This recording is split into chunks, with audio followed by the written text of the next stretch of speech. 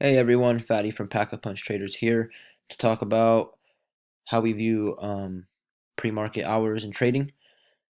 Just dive right into it. We essentially just look at it as a gauge of momentum on the day. Uh, to broaden it, for example, when I look at my scanners in the morning, I'm kind of checking how many plays are up, how much they're up, what's the volume like. It could give you an indication of what the momentum of the day might be like. There's going to be a more active day or a quiet day. And when I go into an individual stock, looking at it pre market, um, it really all depends on the volume. If there's solid volume, for example, let's use RDBX for an example. Actually, no, let's use CYN. That was the play pre market. Uh, Massive mover, kept holding trend, held VWAP, opened right near the highs of pre-market, so it was very strong. When I'm looking at a chart like this with strong volume pre-market, I will be looking at these at the range of pre-market. I will trade off of that because at that point there's enough eyes on it to where I'm viewing it as a significant level intraday.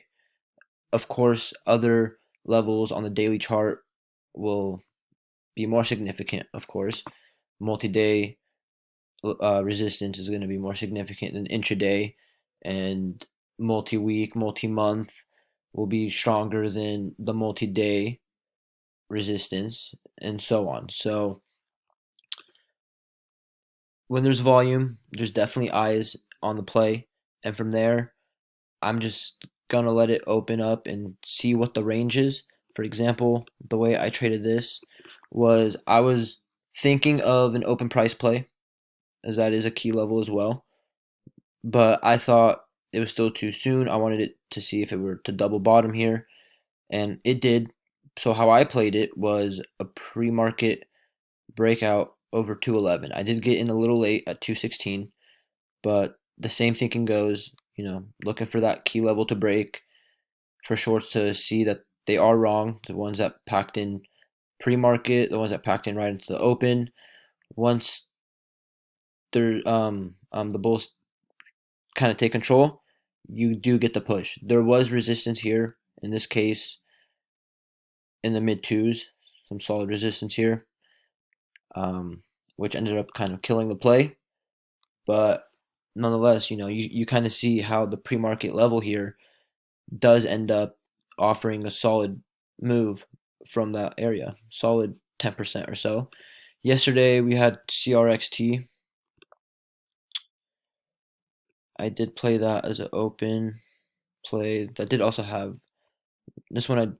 This one was a little different because of the way it's set up. It had after hours resistance, but same deal. If with after hours is, I'm just gonna gauge it as a um, momentum, gauging it to see if there's momentum for a possible play the next day. And in this case, there was. Once it came back and broke that level of the low twos, that's when things really got going. And you can see it held up to a T essentially. When it dipped here and it failed to break down, it held that after hours and also pre-market too. We can see here level. So that's essentially it. That's how we kind of view pre-market.